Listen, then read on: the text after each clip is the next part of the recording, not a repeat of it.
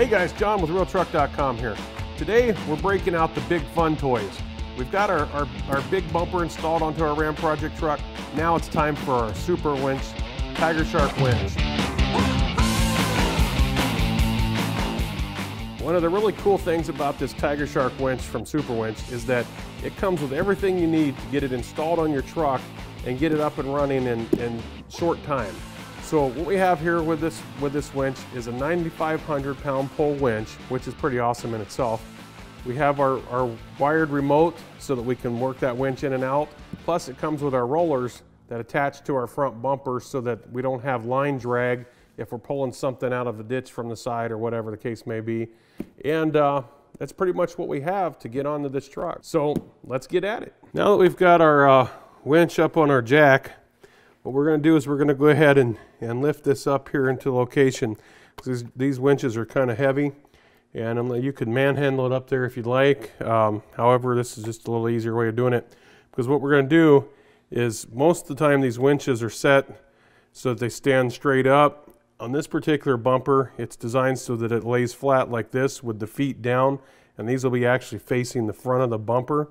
Our bolts are going to bolt up in here, and as you can see, our bolt holes up in the front of the bumper is where we'll be lining these up to. So with that said, let's get this up in there.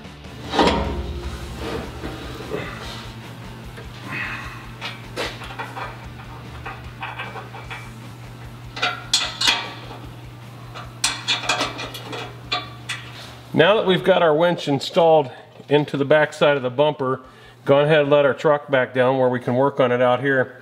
The next thing we're going to do is we're going to put our Fairway Rollers on, but what we want to do before we do that is raise this up, get this thing in place. You can use something like this, or like if you have a 2x4 or something like that. Don't use this in here because it will damage your cable.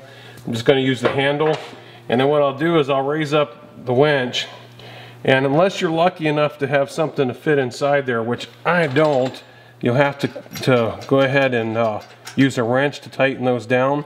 But what I'm going to do is I'm just going to put the bottom ones back in to hold this thing in place where I want it, and that'll give me time to get the top ones tightened up where I want them.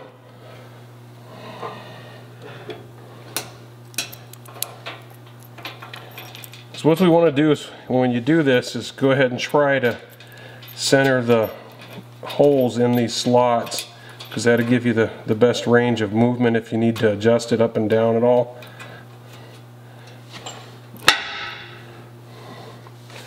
So I'm going to tighten this up.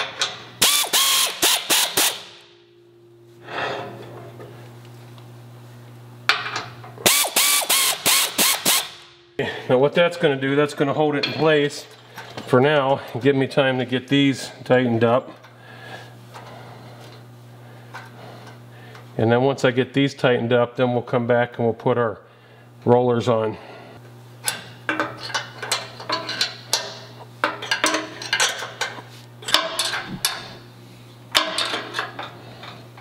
Now, I should probably explain to you the reason why we did this.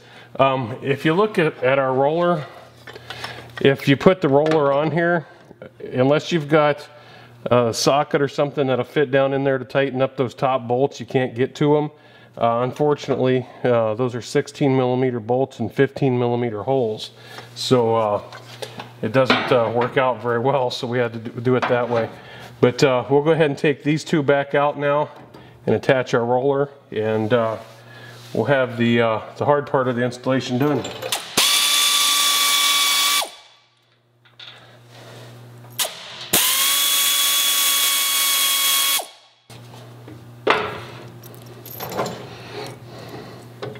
If you need to, it's okay to go ahead and pull these rollers off of here so you can get in here and get these bolts tightened up, because you want to make sure all your bolts in here are tight, because those are holding your winch on, and it would really stink going down the road and have it fall off.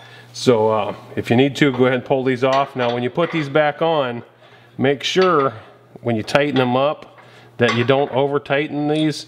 They are have locking nuts on them. You want to, when it's all tightened up, you want to make sure that the roller still spins.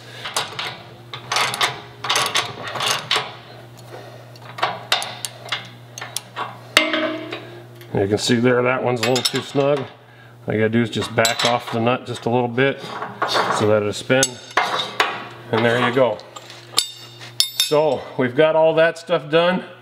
The only thing left to do now is to go ahead and wire this thing in, and we'll get after that. Now that we've got our winch installed, we've got our wiring ran up through to the battery, the next thing we're going to do here is go ahead and hook up our wiring. And what we want to do is just make sure that it's not going to be in the way of anything else. We run it through here. I'm just going to run it up underneath here a little bit, give us a little more space. So we're going to go ahead and hook the ground wire up first.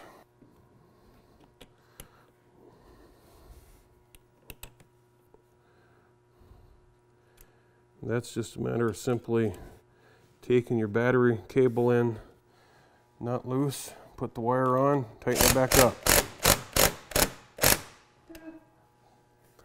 All right, that's on. So the next one we're going to do is we're going to hook up our power side.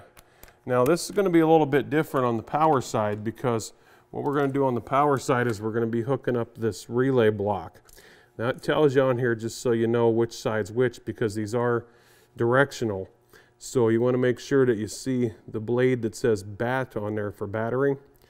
And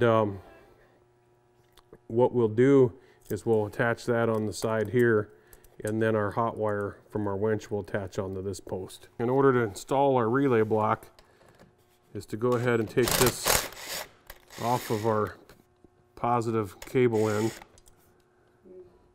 What you may have to do, because this is a carriage bolt, go ahead and stick something in behind it to hold it into its notch while you take that nut off the other side. Once that's off, we'll put our relay block on.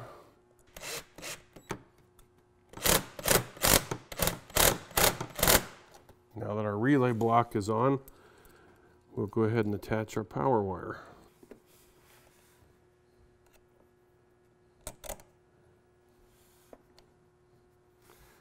And when you guys attach this power wire, make sure that you attach it in this nature with it pointing down, not sticking up, or it's going to hit the underside of your hood. At this point, we want to be a little bit more careful with what we're doing, because the winch is active. So if we hook up our controller unit to the winch, we can spin that thing in and out.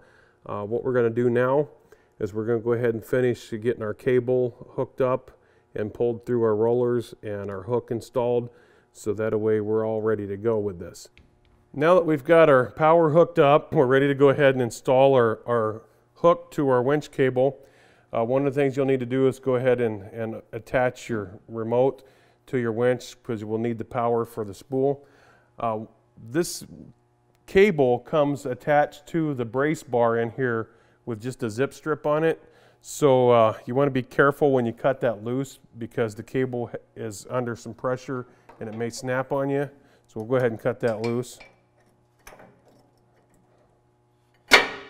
And there, that's how it can snap on you, so you want to keep your fingers and stuff kind of out of the way. We'll go ahead now and take our cable and we'll fish it down underneath here to our rollers. And we'll go ahead and pull it out between our rollers. We'll take our hook and attach it to our cable end.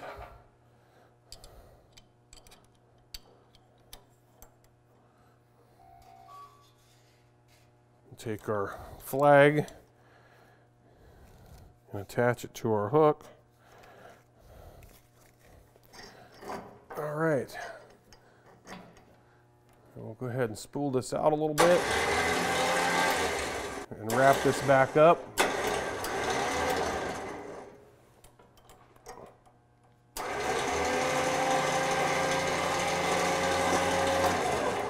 Okay, we've got our hook installed. We got our cable through our rollers. Everything's ready to go. It pretty much completes our installation of the 9,500-pound Tiger Shark winch from Superwinch. So until next time, happy motoring.